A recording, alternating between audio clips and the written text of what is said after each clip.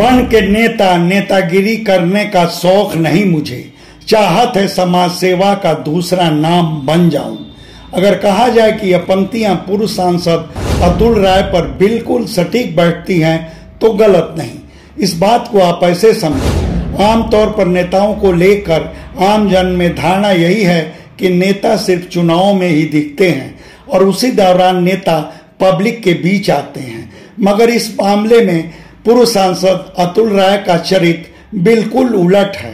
अपने निर्वाचन क्षेत्र घोसी मऊ से आज भी वह उसी संजीदगी से जुड़े हैं जैसे कि सांसद रहते जुड़े थे। आज भी उनकी टीम मऊ घोसी में सक्रिय है। मऊ जिला मुख्यालय पर बलिया मोड़ स्थित उनका कार्यालय नियमित संचालित हो रहा है। हालांकि खुद अतुल राय इन दिनों स्वास्थ्य लाभ के लिए अपने दिल्ली आवास पर रहते हैं, मगर फोन के जरिए अपनी टीम से बराबर संपर्क में रहते हैं। जन समस्याओं के निराकरण के लिए टीम को निर्देशित करते हैं। मऊ कार्यालय में इनके प्रतिनिधि गोपाल राय नियमित बैठते हैं। कार्यालय में फरियादियों को सादर भाव से रिसीव किया जाता है, उनकी बातें सुनी जाती हैं और यथासंभव उनकी समस्याओं के निराकरण की कोशिश की जाती है। अतुल राय का संसदीय कार्यकाल 2019 से 2024 तक रहा। देखा जाए तो उनका वह कार्यकाल दुर्योग वाला ही रहा। बतौर बसपा उम्मीदवार अतुल राय को नामांकन के बाद ही खुद के प्रचार अभियान से मरहूम होना पड़ा था। वजह उसी बीच यौन शोषण के एक झूठे मामले में उन्हें जेल जाना पड़ा था। बावजूद वह शानदार जीत दर्ज कराए थे।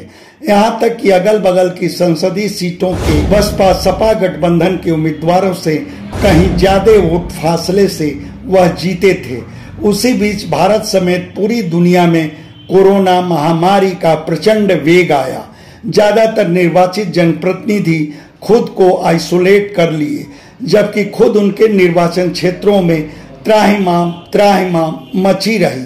उधर अतुल राय के जेल प्रवास के बाद भी उनकी टीम घोसी संसदीय क्षेत्र में डटी रही। डॉक्टर और पूरा पैरामेडिकल स्टाफ और जरूरी टेस्ट के इंस्ट्रूमेंट लेकर मैं एम्बुलेंस गांव-गांव पहुंचती रही।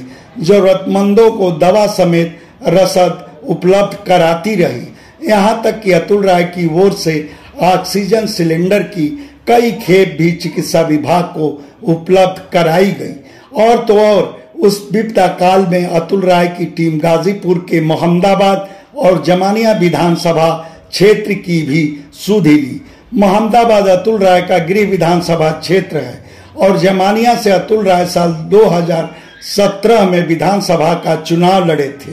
हालांकि उस चुनाव में अतुल राय को हार मिली थी, मगर राजनीतिक लिहाज से गौर करने की बात यह हुई थी कि तब वहां से खुद को अपराजित योद्धा मानने वाले सपा के कद्दावर नेता ओम प्रकाश सिंह तीसरे स्थान पर चले गए थे, जबकि अतुल राय दूसरे स्थान पर थे। खैर, तब कहा जा सकता है कि उस हार के बावजूद अतुल राय कोरोना के संकट में जमानिया को नहीं भूले थे। कोरोना की विपदा ही क्यों, बाढ़ की विपदा में भी अतुल राय की टीम घोसी संसदीय क्षेत्र में बाढ़ पीड़ितों के समक्ष राहत सामग्री लेकर हाजिर रहती थी। खैर, इस वीडियो में अतुल राय के सियासी सफर की चर्चा भी मौजूद रहेगी। अतुल राय 2009 में अपने सियासी सफर शुरू किए। 2010 में गाजीपुर की बड़ी ग्राम पंचायतों में शुमार अपनी गृह ग्राम पंचायत बीरपुर के प्रधान पद के चुनाव में अपने छोटे भाई पवन राय को उतारे। तब गाजीपुर में सर्वाधिक वोटों के फासले से जीतने वाले प्रधानों की फहरिस्त में पवन राय भी शामिल रहे। मतलब पवन राय की नहीं, वह जीत अतुल राय की थी। फिर 2017 के विधानसभा चुनाव में जमानिया सीट से वह खुद लड़े और उसके बाद 2019 में घोसी से जीत हासिल कर देश की सबसे बड़ी पंचायत लोकसभा में वह पहुंच गए। यानी जुम्मा 9 साल के अपने सियासी सफर में वह उतना ऊंचा मुकाम हासिल कर लिए। जाहिर है कामयाबी दूसरों के मन को जलाती है। सो दिलजले सियासतदानों की गहरी साजिश में अतुल राय फंस गए। नतीजा, अतुल राय का पूरा संसदीय कार्यकाल जेल में ही बीत गया। बाद में अदालत से उन्हें इंसाफ मिला। यौन शोषण के मामले में वह बाइज्जत बरी हुए, बल्कि अदालत अपने फैसले में सियासी साजिश का जिक्र करना नहीं भूली। खैर, तब यह भी लगभग तय है कि अतुल राय फिर जनता की अदालत में आएंगे। सवाल यह कि तब उनके हाथ में किस दल का झंडा डंडा होगा। वैसे इसका जवाब उनके मऊ कार्यालय में टंगी बसपा सुप्रीमो मायावती की फोटो से खुद ब खुद मिलता है। तब एक सवाल यह भी कि क्या अतुल राय 2027 के विधानसभा चुनाव या फिर 2029 के लोकसभा चुनाव में अपनी किस्मत आजमाने की कोशिश करेंगे। इसका सही जवाब तो अतुल राय के ही पास होगा। वैसे इस सिलसिले में आप क्या कहेंगे यह हमारे कमेंट बॉक्स में जरूर बताएं। धन्यवाद।